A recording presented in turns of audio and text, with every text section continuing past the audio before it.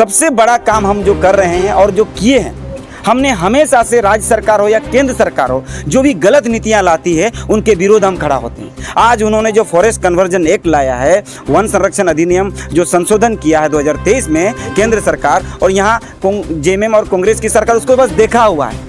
अब क्यों देखेंगे भाई? जब ये बात जंगलों की आती है, हमारे आदिवासियों की आती है, तो अब उसमें आप चुप क्यों रहते हैं? हम उसका पुरजोर विरोध करते हैं, और अगर हम लोग जीतते हैं, हमारा कोई भी सदस्य जीतते हैं, तो उसको रद्द करने का पहले बात करेंगे। हम एयरपोर्ट बनाना ये बड़ा मुद्दा नहीं है, क्योंकि आप एयरपोर्ट बनाएंगे तो किसके लिए बनाएंगे? यहाँ के लोगों के लिए तो नहीं बनाएंगे। आप अंतर्राष्ट्रीय एयरपोर्ट बनाएंगे तो इससे लेकिन यहाँ के लोगों को क्या प्रभावित होगा? जैसे ज़मीन आप छीन लेंगे, उनकी जो मूल बीज है, ज़मीन से जुड़ा हुआ आदिवासी है, यहाँ के मूल निवासी है, वो उनको आप छीन रहे हैं। तो उनके साथ आपने कभी बात करने का कोशिश नहीं किया, कभी उनके विचारों को आपने सुनने का बात नहीं किया। और आप आज से पहले 10 साल पहले बीजेपी भी यही काम करता था कि हम एयरपोर्ट बनाएंगे। अरे एयरपोर्ट किसके लिए? सबसे पहले हम संचित निधि का पैसा जो अनुच्छेद 275 में उल्लेख है संविधान में, उसको हम लोग लागू कराएंगे। पेशा रूल्स अभी तक नहीं लागू हुआ है झारखंड में, उसको हम लोग लागू कराएंगे। इसके बाद 2016-17 में जो आपका लैंड बैंक बना हुआ, इसको रद्द कराने का काम करेंगे। गोवंश हत्या अधिनियम जो यहाँ पर बनाया हुआ, ये रद्द कराने का काम करेंगे, जिससे आदिवासियों की संस्कृति और उनका अस्तित्व जो समाप्त होने का ये कानून बनाया है, ये हमारे झारखंड में लागू नहीं हो सकता है, क्योंकि यहाँ आदिवासी बहुल क्षेत्र है। जमशेदपुर लोकसभा क्षेत्र में अभी हम हैं और चुनावी गहमा गहमी यहाँ चल रहा है। इसी के बीच जमशेदपुर लोकसभा से भाजपा और झारखंड मुक्ति मोर्चा के प्रत्याशी आप लोगों को देखने को मिलेगा, लेकिन वहीं तीसरा भारत आदिवासी पार्टी से आप लोगों को आज मिलाने जा रहे हैं। आप लोगों ने आज तक झारखंड मुक्ति मोर्चा और बीजेपी को ही ज़्यादातर देखा होगा, लेकिन आज भारत आदिवासी पार्टी जमशेदपुर में अपना प्रत्याशी उतारा है। हम उनसे आज जानना चाहेंगे उनका क्या है मुद्दा, किस मुद्दा को लेकर चुनाव लड़ रहे हैं और उनसे क्या है अलग, सब चीज़ आज हम जानना चाहेंगे। जमशेदपुर लोकसभा प्रत्याशी भारत आदिवासी पार्टी के श्री सुकुमार सोरेन जी हैं, आज हम उनसे जानना चाहते हैं। जोहार, आपको भी तहे दिल से धन्यवाद बुद्धेश्वर जी, और सभी दर्शकों को मेरे ओर से जोहार और धन्यवाद। आज आप लोगों के बदौलत ही शायद मैं इस मुकाम पर पहुंचा हूं, और रहा सवाल लोगों तक पहुंचना, तो मुझे लगता है जमशेदपुर लोकसभा क्षेत्र काफ़ी बड़ा है। 6 प्रखंड है, 231 पंचायत है, 1800 के आसपास लगभग रेवेन्यू गांव है, तो सभी लोगों तक पहुंचना मुश्किल है। लेकिन फेसबुक के माध्यम से, यूट्यूब के माध्यम और शारीरिक रूप से लगभग मुझे लगता है मैंने 1 से 1.5 लाख लोगों तक पहुँचा हूँ, और 1 से 1.5 लाख लोगों तक विचार पहुँचाया हूँ। और प्रयास है उन लोगों के साथ जुड़कर आगे भविष्य को, जिस तरह हमारे यहाँ के जो राजनीतिक दल है, बीजेपी है, जेएमएम है, अन्य जो दल संगठन बनाए हुए, और यहाँ के लोगों को जो दिग्भ्रमित कर रहे हैं, और उनको जो मुद्दा के बारे में बात नहीं करके वो सिर्फ मोदी का बात करता है, और मोदी कभी भी मुद्दा का बात नहीं करता है, ना जेएमएम कभी मुद्दा का बात करता है। यहाँ के जो लोगों की जो मुद्दाएं हैं उन पर कभी कोई बात नहीं करता। तो उन मुद्दाओं को लेकर हम लोगों के पास गए हैं, उनको विचार दिखाएं अपने जो भी हमने अभी काम किया है पिछले 10-12 साल में, उन बातों को बताए हैं, और देखते हैं उन लोगों का विचार क्या है। उन लोगों का जो मुद्दा है, हमने तो मुद्दा उठाया है, और उन मुद्दा से अभी तक के जो सफ़र में हम देखें लोग में बहुत सारे ये जज्बा आए हैं, जुनून आए हैं कि नहीं, एक ऐसा ऑप्शन हम लोगों को मिला है जो भारत आदिवासी पार्टी है। उनके पास भी कुछ मुद्दे हैं, जैसे एयरपोर्ट बनाएगा और कुछ लोग कंपनी बनाएगा, इस तरह के उनके पास भी बीजेपी और जेएमएम के पास कुछ मुद्दा इस तरह के हैं, लेकिन आपको लोग क्यों चुनेगा? ऑलरेडी उनके पास है जेएमएम और बीजेपी। देखिए, मुद्दा जन को बचाने के लिए होना चाहिए, जन को विनाश की ओर नहीं होना चाहिए। आज झारखंड एक ऐसा प्रदेश है जहाँ पर सबसे ज़्यादा पलायन, और पूर्वी सिंहभूम में उनका एक हिस्सा है, सबसे ज़्यादा पलायन किया जाता है। हम एयरपोर्ट बनाना ये बड़ा मुद्दा नहीं है, क्योंकि आप एयरपोर्ट बनाएंगे तो किसके लिए बनाएंगे? यहाँ के लोगों के लिए तो नहीं बनाएंगे। आप अंतर्राष्ट्रीय एयरपोर्ट बनाएंगे तो इससे लेकिन यहाँ के लोगों को क्या प्रभावित होगा? जैसे ज़मीन आप छीन लेंगे, उनकी जो मूल बीज है, ज़मीन से जुड़ा हुआ आदिवासी है, यहाँ के मूल निवासी है, वो उनको आप छीन रहे हैं। तो उनके साथ आपने कभी बात करने का कोशिश नहीं किया, कभी उनके विचारों को आपने सुनने का बात नहीं किया। और आप आज से पहले 10 साल पहले बीजेपी भी यही काम करता था कि हम एयरपोर्ट बनाएंगे। अरे एयरपोर्ट किसके लिए? जो यहाँ के मूलभूत लोग हैं, यहाँ के जो मूल निवासी है, उनके लिए आपने कुछ नहीं किया। एयरपोर्ट से उनका बहुत ज़्यादा विकास होगा, उनका तो विनाश हो जाएगा। सबसे पहले अगर जल जंगल जमीन ही नहीं रहेगा, उनके भाषा संस्कृति ही नहीं रहेगा, तो क्या विकास होगा। तो मैं ऐसे दावे को मैं बेकार मानता हूँ। और ये लोग बीजेपी हो या जेएमएम हो, दोनों साठगांठ एक फ्रेंडशिप मैच खेल रहे हैं, और कभी वो खेलता है तो कभी ये खेलता है, ये गोल करता है कभी वो गोल करता है। तो लेकिन अब लोगों के पास एक अच्छा ऑप्शन है, भारत आदिवासी पार्टी आदिवासियों के हक और अधिकार जो संवैधानिक रूप से उनको दिलाने का पूर्ण तौर प्रयास करेगा। और ये मैं जीतूँ या हारूँ ये बड़ा बात नहीं है, बात है हमारा मुद्दा वहाँ पहुँचना चाहिए। और बहुत सारे हमारे इस बार लोकसभा से सीट से 3 से 4 लोग 100% जीत रहे हैं। जनता का प्यार जिस तरह दिख रहा है, यहाँ का भी मैं बात बता रहा हूँ, अभी तक अगर पोजीशन देखा जाए तो एक बेहतर पोजीशन में हम लोग हैं। यहाँ के अगर युवा, यहाँ के लोग अगर सोचेंगे तो डेफिनेटली जीत जो है हमारे कदमों पे होगी। तो अभी आपके पास कुछ क्या मुद्दा है उनसे अलग, जो बीजेपी और कांग्रेस से क्या आपके पास अलग है जो आपको जनता आपको वोट करेगी? बेहतर मुद्दा ये है कि भारत एक संवैधानिक देश है और संविधान में हर किसी को अधिकार मिला है। तो हमारा सबसे बड़ा संवैधानिक अधिकार है। 5वीं अनुसूची की बात आज कोई भी बात नहीं करता है। 5वीं अनुसूचित क्षेत्र में जो आदिवासी यहाँ के मूल निवासी जो रहते हैं, उनकी जो पारंपरिक व्यवस्थाएं उनके बारे में कोई नहीं बात करता। माझी परगना व्यवस्था के बारे में कोई नहीं बात करता। डोकलोसोर, पढ़ा राजा, मंडी मनकी मुंडा के बारे में बात नहीं करता है। उनकी व्यवस्थाओं के बारे में बात नहीं करते, उनकी भाषा संस्कृतियों के बारे में बात नहीं करते, उनकी जो उत्थान हो गए उनके बारे में नहीं होते। आज कोई भी स्पोर्ट्स एकेडमी की बात नहीं करता। आदिवासी को तो चाहता है स्पोर्ट बने।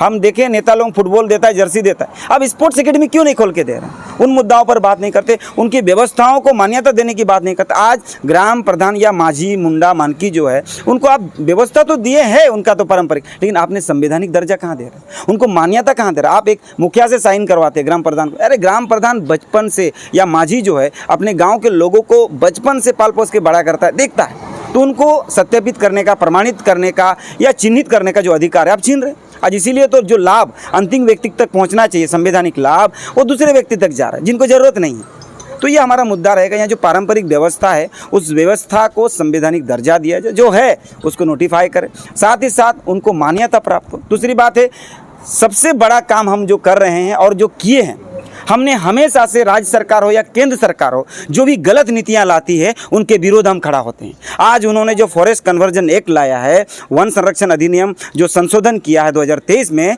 केंद्र सरकार, और यहाँ जेएमएम और कांग्रेस की सरकार उसको बस देखा हुआ है।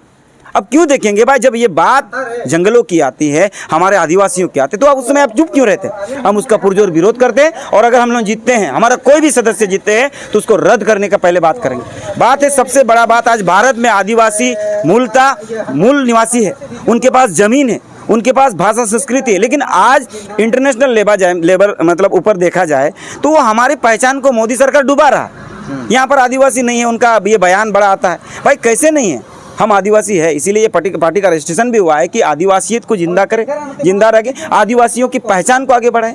आज यूएनओ में हमारी पहचान नहीं है, भारत में आदिवासी नहीं है, इन लोगों का कहना है। हम जीतते हैं या हमारा कोई भी सदस्य जीतता है तो हम भारत में आदिवासी है, और इस बात को प्रमाण करके हम रखेंगे। भारत आदिवासी पार्टी के साथ हमें देखने को मिल रहा है संवैधानिक जानकार हैं कृष्णा हंसदा जी, जो आप लोग सभी जानते हैं। इन्होंने झारखंड के कई आंदोलन भी किए हैं।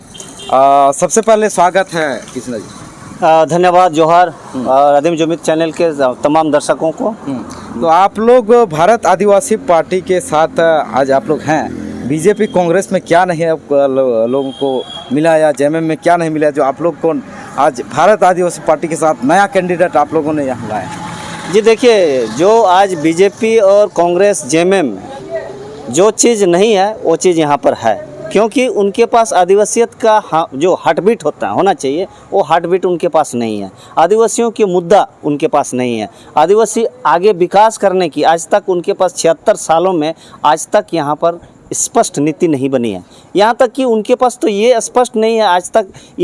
ये जो हमारे साथ छले हैं, यूएनओ में जाते हैं, हर प्रधानमंत्री यही बोला है कि भारत में आदिवासी नहीं है, और जिसकी वजह से आज पेशा कानून बनने के बाद भी झारखंड में पेशा रूल्स तक ये लोग लागू नहीं कर पाए। तो ये इसके लिए केंद्र सरकार को भी मैं दोषीदार मानूंगा और झारखंड के सरकार को भी दोषीदार मानता हूं, क्योंकि केंद्र सरकार यूएनओ में जाके कहते हैं कि भारत में आदिवासी नहीं है। तो आज सवाल ये पैदा हो रहा है कि हमको आदिवासी के नाम से आज चुनाव आयोग ने कैसे रजिस्ट्रेशन दिए, तो ये बहुत बड़ी सवाल बन रही है। तो आदिवासी का यहाँ पर विनाश के लिए कानून बन रहे हैं, फॉरेस्ट कंजर्वेशन एक्ट 2023 बनाया। 2016-17 में बीजेपी सरकार ने झारखंड में लैंड पूल के नाम से लैंड बैंक बनाए और लैंड बैंक के नाम से आदिवासियों का तमाम ज़मीन को आज जो समाहित किए हैं, यह आदिवासियों के लिए कब्र है, एक हिसाब से कब्र है। तो हम ये समझ में मेरे को नहीं आ रहा कि बीजेपी कानून बनाते हैं और जेएमएम और कांग्रेस यहाँ पर देखते हैं। तो इसका मतलब बनाने वाला भी दोषीदार और वो समर्थन करने वाला भी दोषीदार। तो आज क्या मुद्दा लेकर के आज झारखंड मुक्ति मोर्चा या इंडिया गठबंधन लोगों के पास जाएंगे? क्या मोदी को गाली देकर वोट मिलेगा? ये भाई मोदी बनारस से खड़ा हो रहा है, हम उसको हराने के नाम से ये वोट बेवकूफ़ बना करके ले रहे हैं, ये तो गलत बात है। हम चाहते हैं कि आदिवासी कैसे विकास करेगा, विकास के मुद्दा पर बात करें। मेरे पास इसका क्लियर कट आपका मुद्दा है कि हम यदि सरकार में यहाँ एमपी हमको यहाँ चयन किए तो सबसे पहले जिस तरह महाराष्ट्र में जो संचित निधि होता है ट्राइबल सब प्लान का पैसा सीधे ग्राम सभा में आ रहे हैं, तो यहाँ पर ग्राम सभा को वो पैसा क्यों नहीं मिल रहा? यहाँ के एमपी और एमएलए क्यों नहीं बात करते हैं? हम यदि जीतेंगे तो सबसे पहले हम संचित निधि का पैसा जो अनुच्छेद 275 में उल्लेख है संविधान में, उसको हम लोग लागू कराएंगे। पैसा रूल्स अभी तक नहीं लागू हुआ है झारखंड में, उसको हम लोग लागू कराएंगे। इसके बाद 2016-17 में जो आपका लैंड बैंक बना हुआ, इसको रद्द कराने का काम करेंगे। गोवंश हत्या अधिनियम जो यहाँ पर बनाया हुआ, ये रद्द कराने का काम करेंगे, जिससे आदिवासियों की संस्कृति और उनका अस्तित्व जो समाप्त होने का ये कानून बनाया है, ये हमारे झारखंड में लागू नहीं हो सकता है, क्योंकि यहाँ आदिवासी बहुल क्षेत्र है। इसलिए हमारा मुद्दा बीजेपी कांग्रेस जेएमएम से पूरी तरह हट के है।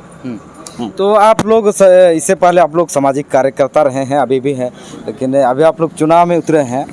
आप लोग पहले बात करते थे कि लोकसभा ना विधानसभा सबसे ऊंची ग्राम सभा, लेकिन आप लोगों को अभी चुनाव में क्यों आना पड़ा? अभी लोकसभा में आप लोगों को ये बिल्कुल बहुत बढ़िया सवाल है कि हम लोग पूर्व में ये नारा देते थे लोकसभा ना विधानसभा सबसे ऊंची ग्राम सभा। ग्राम सभा ये सर्वोपरि है, संविधान में भी है, सुप्रीम कोर्ट भी मान्यता मानते हैं, तो हम इसको नीचे नहीं मान रहे। हम चाहते हैं कि इनका शक्ति को और यहाँ पर इंक्रीज किया जाए, इनका डेवलप किया जाए, इनको अधिकार दिया जाए। तो हम ये बात को कौन रखेंगे? हम तो संसद के बाहर यदि बात करते हैं तो हमको देशद्रोह बोलता है, हम संविधान की बात प्रचार करते हैं तो सरकार हमारे ऊपर देशद्रोह का मुकदमा चलाते हैं। तो ये जो आज जितने लोग भी पार्लियामेंट जा रहे हैं या विधानसभा जा रहे हैं, कानून बना रहे हैं, गलत लोग जाके गलत कानून बना रहे हैं, तो हमें यह महसूस किए हमने कि जब तक हम जैसे लोग, जानकार लोग, जैसे आज सुकुमार सोरेन एमकॉम LLB है, मैंने खुद सक्षम है, कानून समझते हैं, तो ऐसे लोग जब तक हमारे वहाँ पार्लियामेंट में नहीं जाएंगे तो कानून, वह जो गलत कानून बना रहा है उसका प्रतिरोध नहीं कर पाएंगे। और हम बाहर सड़क में हम क्यों करें? हम सड़क में भी करेंगे और संसद में भी मेरा कानून का ये जो वकालत कर सके, ये ऐसे आदमी की ज़रूरत है। इसीलिए हम लोग बोला कि क्यों हम गलत आदमी को बार बार हम सहयोग करें, हम अच्छा आदमी क्यों नहीं राजनीति में आएंगे, पढ़े लिखे लोग। आज आदिवासी समाज में एक नकारात्मक ये सोच बनी है कि राजनीति फालतू आदमी का काम है, जबकि राजनीति से देश चलता है, हमें मालूम है। लेकिन हमने सच्चाई बताने का काम किया और संविधान में प्रचार करने का काम किया कि लोकसभा ना विधानसभा सबसे ऊंची ग्राम सभा है, लेकिन इन लोग ने इसको शिथिल करके रखा है। हम उसको एम्पावर करने का काम करने के लिए पार्लियामेंट जाना चाहते हैं। ये तो आप लोगों ने सुना भारत आदिवासी पार्टी के जो हैं, इन्होंने अपने बातों को आपके सामने रखा। अभी देखने वाली बात होगा, अभी चुनाव आ रहा है, तो आपको क्या लगता है, आपके बातों को जनता समझ पा रहा है?